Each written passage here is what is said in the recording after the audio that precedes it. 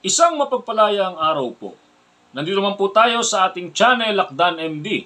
Subalit bago po ang lahat, shoutout po kay Christopher Mayani ng Davao City.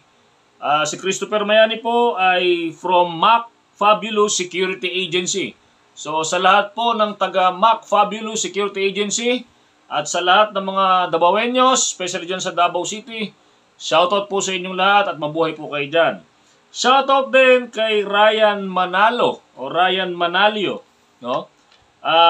Si Mr. Ryan Manalio, siya po yung dahilan. Ang video pong ito ay katugunan po sa kanyang katanungan, no? Base po sa kanya, pwede po ba magtanong sa proper takeover ng bagong papalit na agency? Papalit na agency sa client as in for pull out yung isang agency at papasok naman isang agency yung proper po na palitan. Thanks po. Okay, yun po yung kanyang katanungan. No? Bilang tugon po, sasagutin po natin yung kanyang tanong, no? Base po sa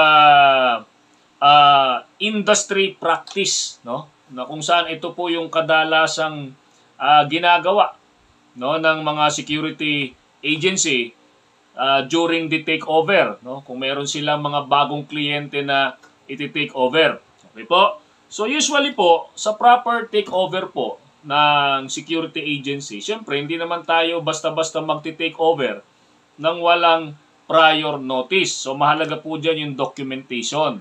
So unang-una pong dapat i-secure natin dyan yung official communication coming from the clients, no? Kung sino man yung kliyente na nagpapa-take over po sa atin, no? So dapat merong official communication. So ano po ba kadalasan yan? Basically, yan po yung tinatawag na notice to proceed or notice to post, no? So yung notice to proceed, basically yan po ay formal written notification from a client, no, to the security provider or to the security agency, no, authorizing the commencement or the start of security posting. No? So, commencement of work on a certain project or the start of security posting. So, dyan po yan nakalagay sa notice to proceed. Basically po, yung notice to proceed, kadalasan po, yan po ay ginagamit din ng mga security agency. Basically, kaya mahalaga yan sa pag-purchase po ng mga firearms, di ba? So, hinahanap po yan ng PNP SOSYA, especially ng FEO, para yung isang security agency makapag-purchase din ng firearm. Usually, yan po yung ginagamit. Kaya mahalaga po yung notice to proceed. No? So, written notification po yan. No? Para yan ay patunay na itong kliyente na to ay tinap o sinabihan itong isang security agency na sa ganitong petsa, ganitong araw, magpo-post na siya doon sa particular na establishment na yon. Laman po ng notice to proceed, no, basically, yung mga kailan yung date of posting, no? So nakalagay po diyan, no? Equipage, ano ba yung equipage? Basically yung list of equipment, no? So dapat nabibigyan din sa part ng client, no, dapat nabibigyan din ng kopya yung agency. Sa part din naman ng agency, of course, responsibilidad natin na mag-coordinate kasi dapat yan prior to posting, merong official may dialogue, may coordination tayo sa kliyente. So dapat malaman natin diyan kailan ang posting, list of equipage, no? Ano yung mga equipment na gagamitin, number of personnel / number of posts. Diba? So, ilan ang pwesto para malaman natin ilan ang security personnel na i-deploy po natin. Diba? And of course, kasunod dyan yung list of equipment. Diba? So, basically, no? Dito po, so nangyayari to prior doon sa posting. So, dapat po maliwanag po dyan sa notice to proceed na yan. Okay? O notice to post. Minsan ganyan po yan eh, no? So ito po standard po na sinasabi natin, no?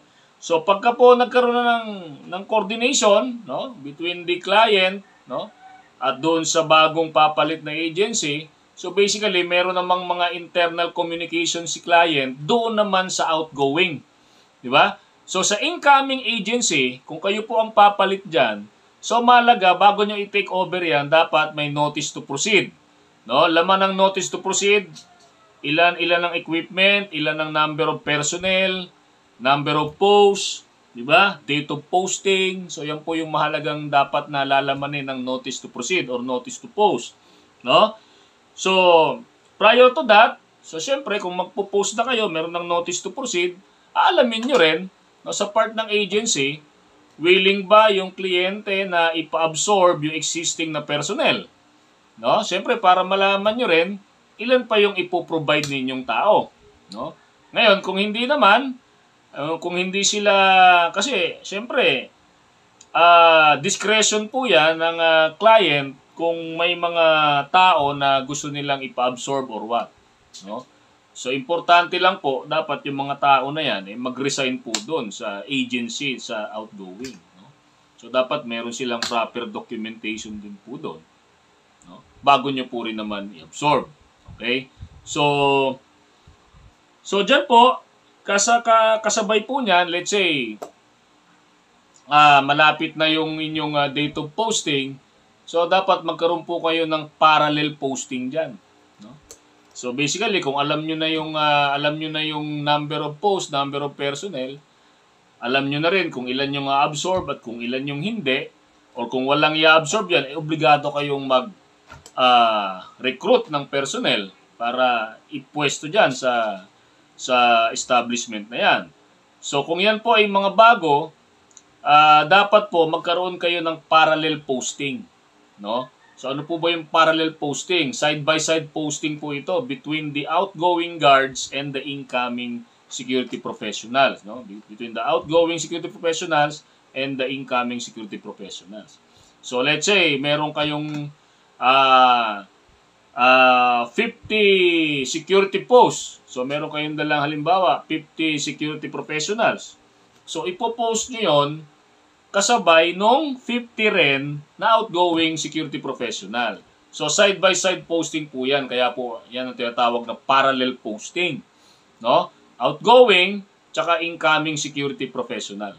No? Outgoing security professional tsaka incoming security professional. Diba? Outgoing agency, incoming agency.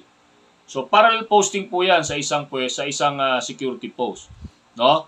So magdamag po 'yan. Basically, ang purpose po ng parallel posting is familiarization dun po sa duties and responsibilities, no? Pero siyempre, prior to that, dapat magkaroon ng mga orientation yung side naman ng client, no? So dapat magkaroon sa part ng agency, dapat mag-initiate din kayo na si client dapat magbigay ng orientation doon sa mga tao na ipupwesto ninyo, lalo na po yan ay bago. Well, kung yan naman kung absorb naman po yung mga security professional na yan, wala naman pong problema kasi sanay na po sila dyan.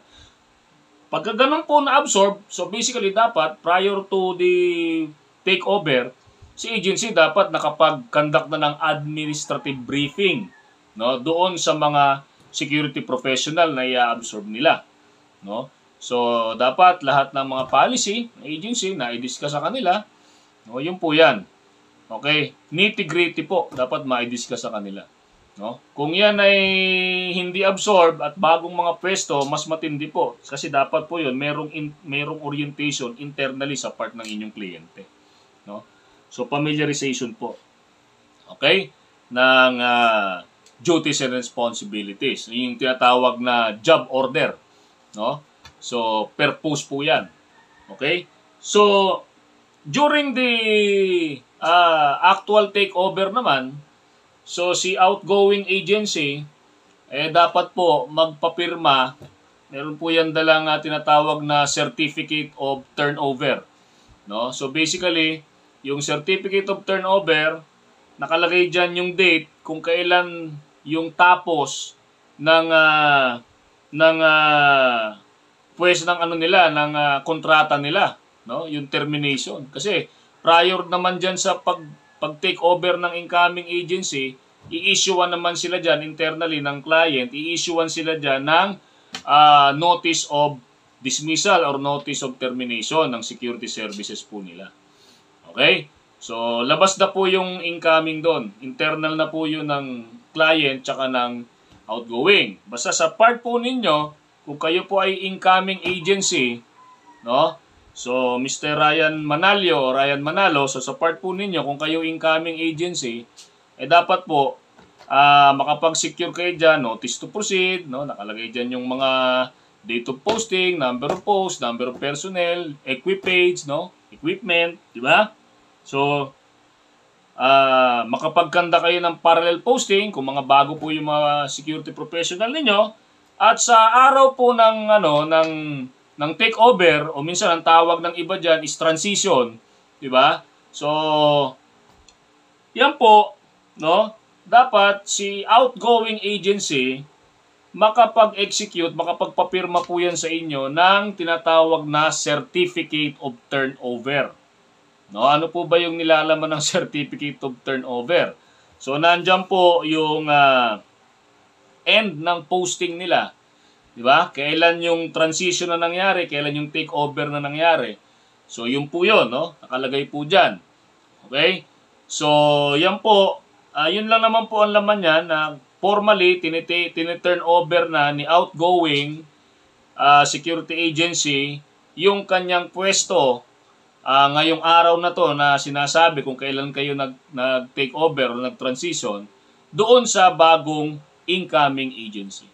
So, yun lang po yung laman ng Certificate of Turnover. No? Formally, tiniturn over ng outgoing agency sa incoming agency yung mga pwesto. No? Yung pwesto, yung establishment, no? Yung papoprovide ng security services doon sa establishment na yun.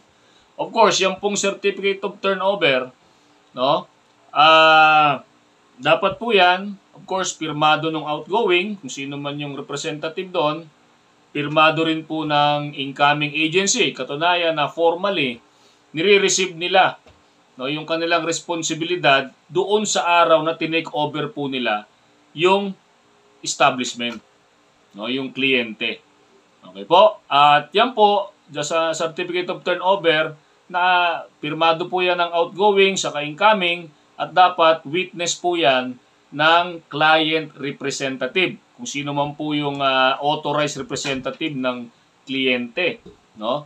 So, yan po yan. No? So, sila pong tatlo yung nakapirma dyan. Okay po? So, katunayan lang po yan na sa oras na to, sa araw na ito, tinatapos na ng outgoing yung kanyang paninilbihan, no, sa kliyente na yan, at sinisimula naman ng incoming yung kanya namang pag-assume ng mga security posts ng kliyente. Okay po? So, yan po yung usually, yan po yung industry practice pagdating po sa takeover ng security services. Okay po? Kung meron man po tayong hindi nabanggit, so maaari nyo pong i-comment para po sa kaalaman po ng lahat, at willing naman po tayong ibahagi din po yan, no? Para kung meron pa po tayong hindi nabanggit, i-comment po natin para malaman po ng karamihan. So muli, marami pong salamat, stay safe, be alert, and be aware.